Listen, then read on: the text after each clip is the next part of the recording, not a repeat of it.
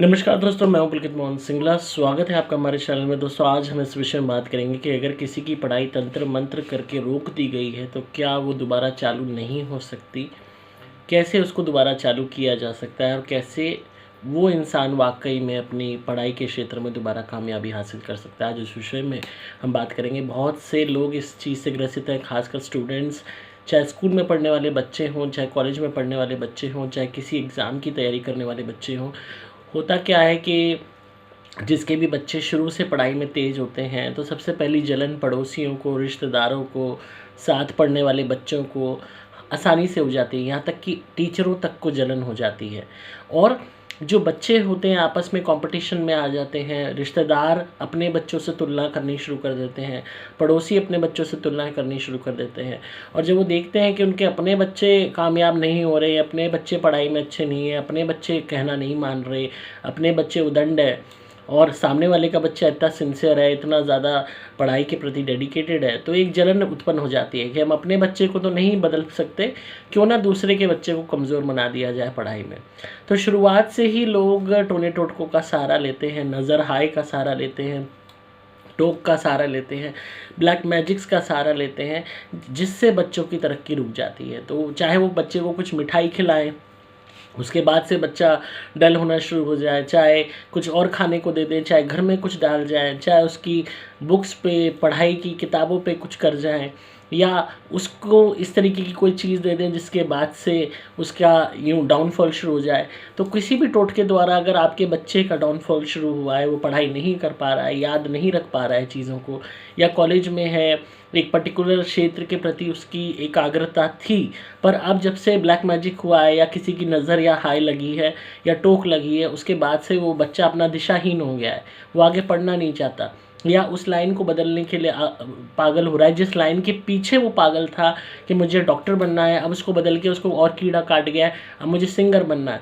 और ये कोई ना कोई, अगर कोई आप कनेक्ट कर पा रहे हैं रेलिवेंसी के इस फलाना इंसान की संगत में आने के बाद ऐसा हुआ है, या किसी पर्टिकुलर इंसान द्वारा ब्लैक मैजिक द्वारा हुआ है, तो भी वो बच्चा दोबारा अपनी उसी जो उसकी प्रीवियस वो था, एक फोकस था, मुझे ये करना है या मुझे इस लाइन में जाना है, उसके प्रति वो आगे दोबारा बढ़ सकता है। जो बच्चा पढ़ नहीं रहा, अब जो पहले पढ़ता था, दोबारा पढ़ाई में आगे बढ़ सकता है। ऐसे भी केसेस आते हैं जहाँ बच्चा स्कूल छोड़ देता है कंप्लीटली, पढ़ना ही नहीं चाहता, और जब से टोटका हुआ है, जब से नज़र लगी है, पढ़ना बंद कर देता है। या जब से पर्टिकुलर किसी को किताबें शेयर करी, उसके बाद जब किताबें वापस आईं, उसके बाद से उस बच्चे का पढ़ने का मन नहीं करता। तो कहीं ना कहीं लोग इन टोने टोटकों का सहारा लेके तरक्की रोक देते हैं आपकी आने वाली संतान की, क्योंकि उनको यही होता है कि इनके बच्चे आगे बढ़ गए, पढ़ाई में आगे हो गए, अच्छी नौकरी लग गई, तो कल को ये इनका स्टेटस बढ़ जाएगा, इनकी कॉलर ऊंची हो जाएगी, हम यूं ही रह जाएंगे। तो क्यों ना इनका घमंड तोड़ो। हर इंसान का घमंड उसकी औलाद होती है, तो उसी को तोड़ने के लिए इंसान का सर भी अपनी औलाद के कारण ही झुकता है, उसकी नाकामयाबी और गलतियों के कारण ही झुकता है। तो लोग बच्चों को बहुत सॉफ्ट टारगेट समझते हैं, क्योंकि बच्चे आसानी से छल कपट नहीं समझ पाते, मीठी बातों में आ जाते हैं। तो अगर ऐसा कोई ब्लैक मैजिक आपके बच्चे पे हो गया है, वो जब तक ब्लैक मैजिक रहेगा तब तक आपका बच्चा उसी अवस्था में डल रहेगा, डम रहेगा, पढ़ाई नहीं करेगा, पढ़ाई में मन नहीं लगेगा, पढ़ाई से जी चुराएगा, पढ़ाई से भागेगा। चाहे वो कॉलेज बदलता रहे, चाहे वो नौकरी के लिए पेपर दे रहा था अब देना बंद कर दे, चाहे घर में गुमसुम बैठा रहे, चाहे किताबों में उसका मन ना लगे, जब तक ब्लैक मैजिक नहीं कटता तब तक वो पढ़ाई नहीं कर पाएगा। ऐसा नहीं है कि ये अवस्था सुधर नहीं सकती, ये सुधर सकती है, बशर्ते कि वो जो नज़र हाय लगी हुई है, टोक लगी हुई है, जो ब्लैक मैजिक हुआ है, वो सबसे पहले कटना चाहिए। तो इसको काटने के लिए ब्लैक मैजिक को या नज़र को, हाय को, टोक को आपको करना क्या होगा। सबसे पहली चीज़ तो आप हमारा अभिमंत्रित लॉकेट अब उस बच्चे को पहनाइए, चाहे वो बच्चा बड़ा है, चाहे छोटा है, चाहे कॉलेज गोइंग है, चाहे स्कूल गोइंग है।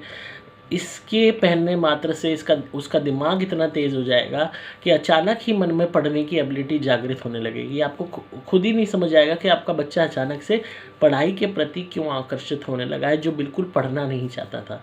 1 मिनट के लिए मान लिया जाए उसने पढ़ाई बिल्कुल छोड़ दी है, कई साल हो चुके हैं, वो पढ़ाई ही नहीं कर रहा। अब कई बच्चे ऐसे देखे गए हैं जो बिल्कुल ही पढ़ाई छोड़ दी, कई साल निकल गए, पर वो कोई काम काज भी नहीं करना चाहते, वो घर में ही पड़े रहते हैं। तो ऐसे में जब वो पहने का लॉकेट, तो धीरे धीरे उसके अंदर एक उमंग जगेगी कि चलो मैंने पढ़ाई नहीं करी पर मैं कुछ काम कर लूँ, मैं कोई स्किल सीख लूँ, मैं कोई कोर्स कर लूँ जिससे मैं 4 पैसे कमा सकूं। तो ये भावना भी अगर उसके अंदर अर्जित हो जाती है, पैदा हो जाती है, तो एटलीस्ट ये है कि उसके आगे का जीवन सिक्योर हो जाएगा, आपको फिर चिंता करने की ज़रूरत नहीं है। दूसरी चीज़, एक तो आपको हमारी धुनी रेगुलरली घर में करनी होगी। सुपर प्लैटिनम धुनी आप करें घर में, या सुपर गोल्ड धुनी करें, और वो यही प्रार्थना करें कि मेरा मन पढ़ाई में लगे, मेरे को अच्छे नंबर मिले और मैं जीवन में तरक्की करूं। अपनी किताबों को भी हमारी धुनी दिखाए, अपनी जो भी उसकी, जहाँ भी वो बुक्स रखता है, जो भी उसकी स्टडी टेबल है, उसको भी धुनी दिखाए। अपने लॉकेट को भी धुनी दिखाए जो हम उसको पहनाएंगे।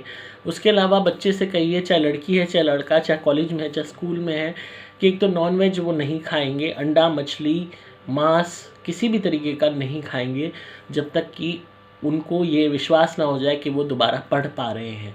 और वैसे तो खाना ही नहीं चाहिए एक मानवता के तौर पे, पर फिर भी आप बहुत ही ज़्यादा एडिक्टेड हैं, या आपके परिवार का ट्रेडिशन है, या जो भी है, जब तक आपकी नौकरी नहीं लगती, जब तक आपकी पढ़ाई में आप पास नहीं होते, जब तक आपका तरक्की नहीं होती, आप मत खाइए। क्योंकि जब भी आप मीट, मांस, अंडा, मछली खाते हैं तो आपका बुध ग्रह भी खराब होता है, जो बुद्धि है बेसिकली, आपका सूर्य भी खराब होता है, मंगल भी खराब होता है, शनि भी खराब होता है, राहु और केतु भी खराब होते हैं, यहाँ तक कि चंद्र ग्रह भी खराब होता है। मतलब कोई ग्रह बचा ही नहीं है जो खराब ना हो।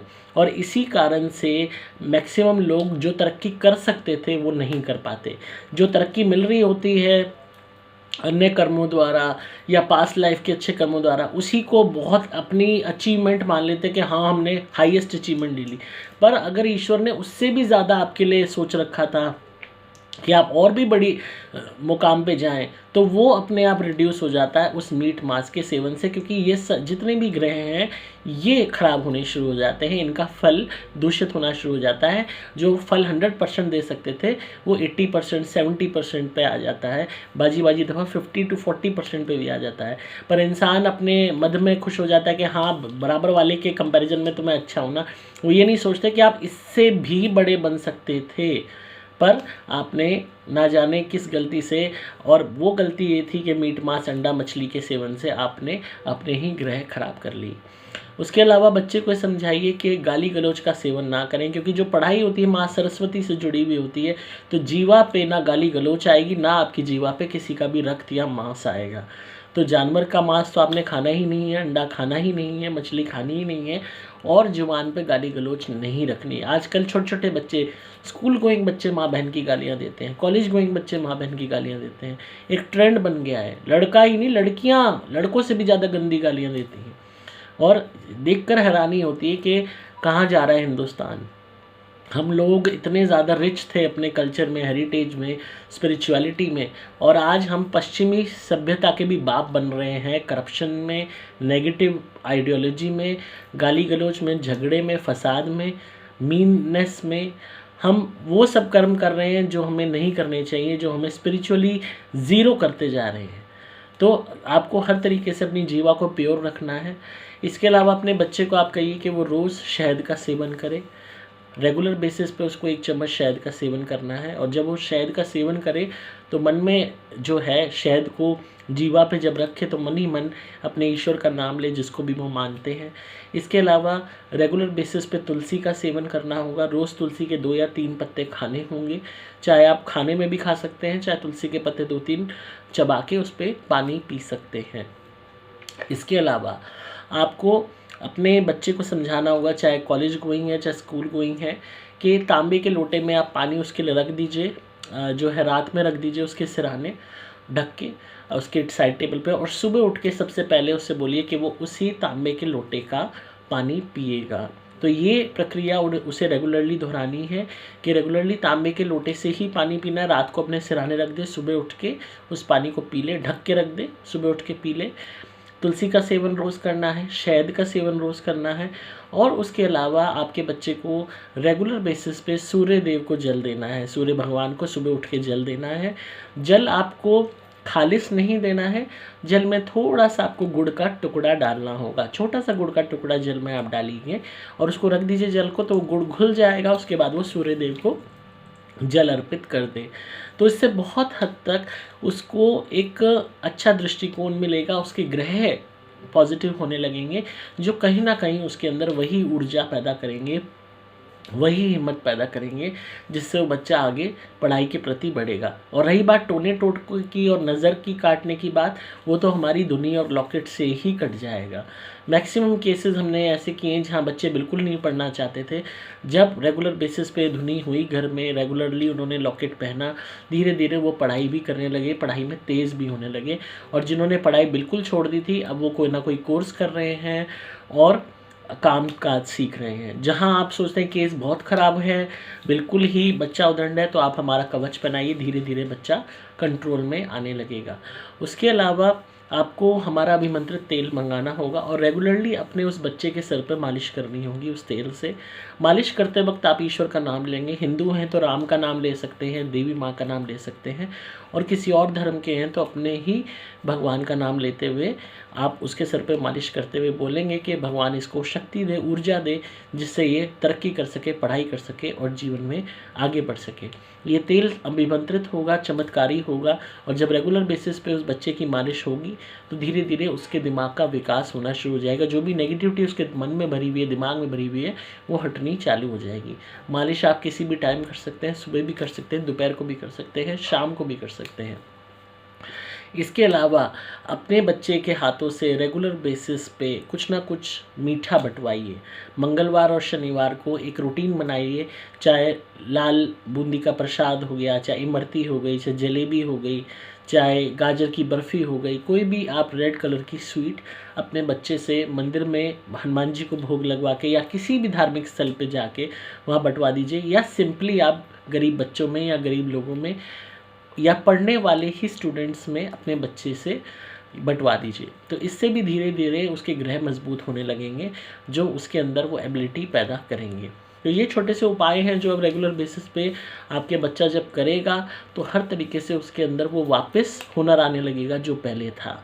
और एक चीज़ और है कि अपने बच्चों की बड़ाई दुनिया जान में मत कीजिए। अक्सर माँ बाप की आदत होती है कि बहुत बड़े बड़े डींगे मारते हैं, बहुत तारीफ़ें करते हैं अपने बच्चों की, पड़ोसियों से, रिश्तेदारों के साथ। आपका बच्चा बहुत अच्छा है, बहुत अच्छा है, पर उसका सर्टिफिकेट आपको लेने की ज़रूरत नहीं है दूसरों से। ये का हमारे अंदर पता नहीं क्या लोगों के अंदर वो आ गई है कि हम हर एक की वो चाहते हैं, अप्रिसिएशन चाहते हैं, तारीफ़ चाहते हैं, कि हम दो बात अपने बच्चे के लिए कहें, सामने वाले करें अरे वाह ये तो बहुत अच्छा है, अरे ये तो बहुत बहुत बढ़िया है, पर अंदर से उनको आग लग रही होती, जलन हो रही होती है। तो कभी भी पड़ोसियों से, रिश्तेदारों से, दोस्तों से कभी भी ये डिस्कस ना करें कि आपका बच्चा कितना अच्छा कर रहा है, कितना वो कर रहा है। अपनी खुशी अपने तक रखें, अच्छे नंबर ला रहा है, आप खुश होइए, आपका बच्चा खुश होइए, दुनिया में ढिंडोरा मत पीटिए। ये एक शुरुआती स्टेज है उसकी डेवलपमेंट की, इसी में आप इतनी नज़र हाय अपने बच्चे को लगा देते हैं और दुनिया में बता बता के उसके बारे में कि वो बच्चा आगे बढ़ना भी चाहे तो नहीं बढ़ पाता। और उसके अलावा एक चीज़ और मैंने देखी है कि ओवर कॉन्फिडेंस बच्चे में आ जाता है कि अरे मैं तो तोप हूँ, और जब वो ओवर कॉन्फिडेंस आ जाता है तो बच्चा वैसे ही डल होना शुरू हो जाता है। तो ये आप बातों का ध्यान रखेंगे तो बहुत हद तक मदद मिलेगी। बाकी आप हमारा लॉकेट या कवच उसे पहनाइए और उसके लिए वो अभिमंत्रित होकर आएगा। आप खुद देखेंगे अपने बच्चे में ऐसा चेंज जो आपने कभी नहीं देखा होगा। ऐसे ऐसे हमने केस किए जहाँ बच्चे पढ़ाई बिल्कुल नहीं करना चाहते थे, आज लॉ की पढ़ाई कर रहे हैं। कोई पेपर दे रहा है जो है गवर्नमेंट एग्ज़ाम्स के, कोई कुछ कर रहा है, कोई कुछ कर रहा है, क्योंकि उनके ग्रह भी मजबूत हो गए और जो भी ब्लैक मैजिक नज़र हाई टोक उन पे थी वो भी कट गई। और बहुत ही आपको लगता है कि संकट ज़्यादा है तो आप हमारे क्रिया वाले नारियल मंगवा के उसका उतारा भी कर सकते हैं।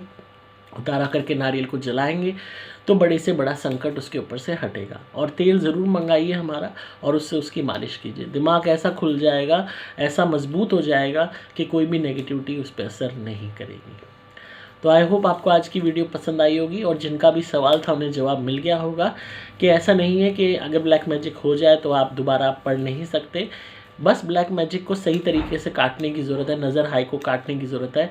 बच्चा पढ़ेगा भी, तरक्की भी करेगा, अच्छी नौकरी भी लगेगा, इतना अच्छा हो जाएगा जितना शायद पहले भी नहीं था।